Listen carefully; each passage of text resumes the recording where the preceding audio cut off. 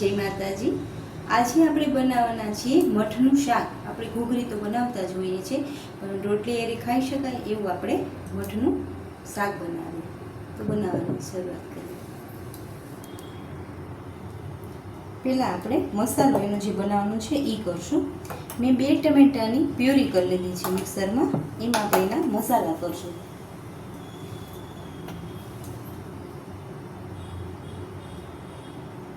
दो चमची लाल मरचुं उमेरशुं, अर्धी चमची हळदर, 1 चमची जेटलो गरम मसालो, 2 चमची जेटલું ધાણા જીરું। હવે એને હલાવી દઈશું।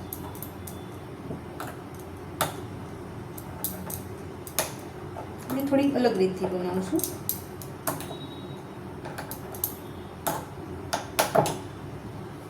હવે આપણે વઘાર કરશું।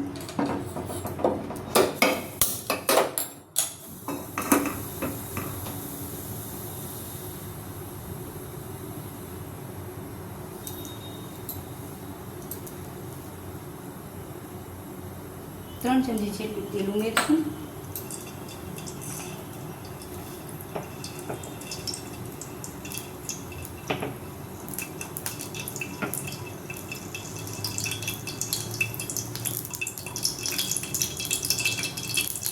તેલ આવી ગયું છે, 1 ચમચી રાઈ ઉમેરશું,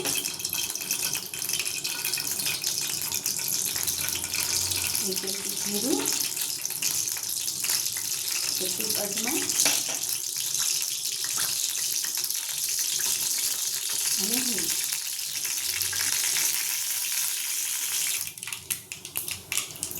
મસાલો આવી ગયો છે, આદુ અને લસણની પેસ્ટ છે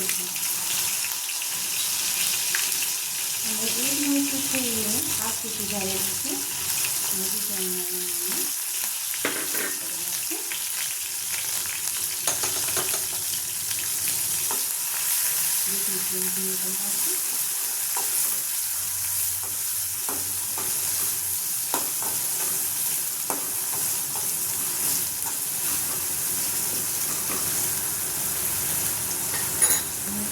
મસાલાને ચડવા દેશું। હવે ડુંગળી ઉમેરશું। એક નાની ડુંગળી લીધી છે, ઝીણી તમારે લીધી છે।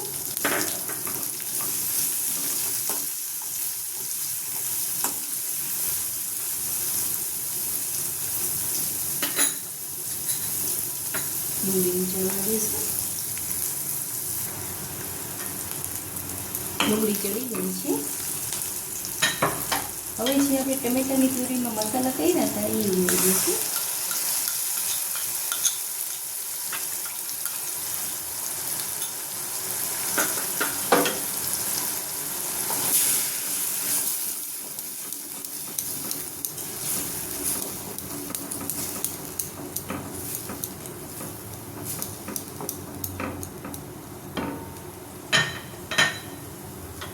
હવે મસાલો ચડવા દઈશું, ઢાંકી દઈશું 2 મિનિટ માટે। જોઈ લઈશું, તેલ છૂટું પડી ગયું છે। હવે આપણે એમાં મઠ ઉમેરી દઈશું। આ આખી રાત પલાળેલા મઠ છે। પલાળેલા મઠને મેં 2 પાણીથી ધોઈ લીધા છે અને કોરા કરી લીધા છે। હલાવી દઈશું।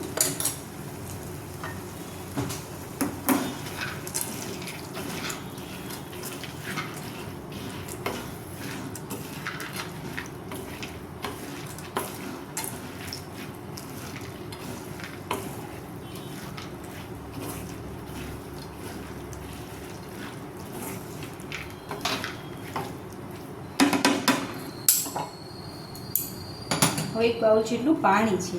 આપણે રોટલી સાથે ખાવાના છીએ એટલે પાણી ઉમેરીએ છીએ।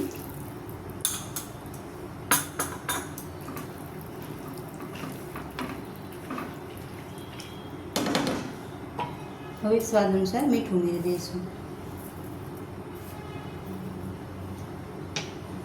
હવે શાકને આપણે 5 મિનિટ માટે ઢાંકીને ચડવા દઈશું। 5 થી 7 મિનિટ જેવું થઈ ગયું છે. આપણે જોઈ લઈશું.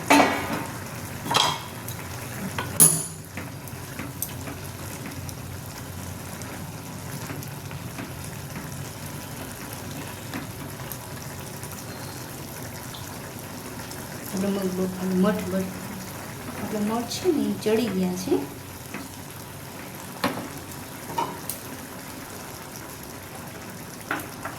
લીંબુનો રસ ઉમેરી દઈશું. 1 ચમચી જેટલો છે. કોથમીર ઉમેરી દઈશું. હલાવી દઈશું. રોટલી સાથે ખાવાનું છે એટલે આપણે લચપત્તું જ નાખશું.